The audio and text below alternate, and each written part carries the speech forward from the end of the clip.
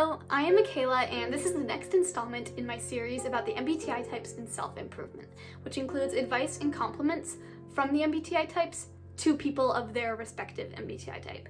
So today is going to be ISFP and INFP, who are both dominant users of Introverted Feeling. What I'm going to do is I'm going to go through all the advice and compliments for each of the types. I'll also give compliments of my own, and just keep in mind, like, all of the advice for the ISFPs is from ISFPs, and same with the compliments, same with the INFP. It's all from INFPs to INFPs. Alright, I want to start off with the ISFP, and I just want them to understand how truly creative they are. And by saying creative, I don't want it to just kind of box them into the stereotype of painting or music, because that's not true. I think creative can apply to the maths, sciences, arts, humanities.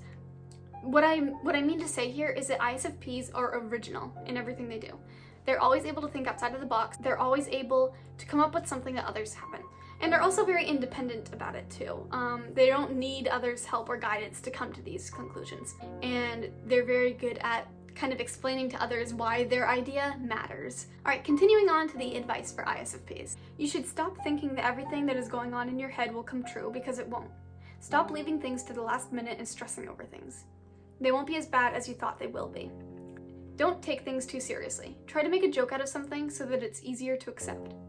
Don't forget to care for yourself as much as you care for others. Your life is your life, and what you do with it is your choice. Try new things and remember that failing is okay. In the end, a fulfilling life is looking back and being content and feeling that you did everything you wanted to. Live in the present and be aware of surroundings. Listen to others for the sake of listening and not just so that you can respond. Push past the fear of being limited by others' expectations and be free in who you believe you are. Don't get too attached. Let go of people when they've already let go of you. Don't be so hesitant to follow your gut sometimes, even if things don't feel tangible enough in life. Another thing is to remember to step out of your head sometimes. And then also the compliments for the ISFPs. You're very creative and have a good eye for arts and aesthetics. Your independence is something to be proud of. Even if people think you're a loner, being independent isn't bad at all. You're creative and have a perspective of seeing something out of the box. You're cheerful, you always know how to speak the right thing in a particular occasion or situation. You're caring and always try to make others' mood whenever they feel down. You're so creative and hardworking with the things you're passionate about. Never stop doing the things you feel are right. You are a great listener and have such a huge imagination. You inspire others. You're very good at finding solutions, and you're the type of person that someone would feel comfortable with. You're genuine, you care about people and your morals, and you don't know any other way to be. Alright, and now the INFPs, who are really the most unreal people ever, because they are so rich in their inner worlds. There's no limits to what they can imagine or think of. It's an endless spewing of thoughts and consciousness in their minds.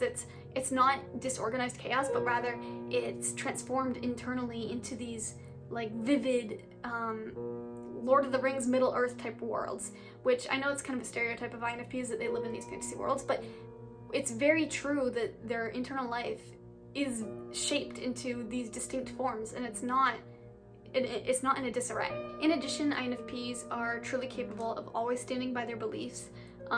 They know exactly what they believe in, and they're going to stand for it and fight for it. And now the advice for INFPs. Stop overthinking about people you know care about you. It's not wrong to want to live a quiet life in a little house with a pet cat and someone you love with all your heart. Your perception on simplicity has been tampered with by the society you belong to. It's important to know that little wishes like these are very much valid. Don't dwell on your mistakes, just learn from them. It is okay to be different. Don't let anybody live your life out for you. It's yours, and you're allowed to be happy even if nobody else understands it. Stop procrastinating and start believing in yourself. You have the ability and talent to get things done. Be more ambitious, believe in your possibilities, open up, speak up, say no more often. Please speak up for yourself and don't let people walk all over you. You don't deserve that. If you have a dream, please don't give up on it. Let go of people that aren't supporting you and start supporting yourself more.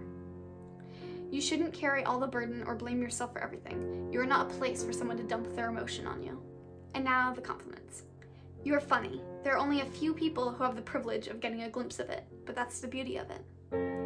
You are so attentive to every conversation and people you know. It's a great thing, but just make sure you take care of yourself too.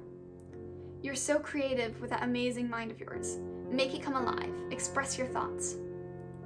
The world needs your idealism, romanticism, and hope. We need your calm, kind, and accepting nature. We appreciate the meaning you so desire to add to your life and help others find as well. You mean so much to the people around you, even if they don't say it. Don't forget that. You're open-minded and care for everyone. You don't want anyone to be treated unfairly and stand up for your morals and the things you believe in, even though people might tell you not to. You are so creative. You see things differently, with love and curiosity. You are special. Your imagination can change more than just your fantasy worlds. You're very good at reading others' emotions and helping them emotionally.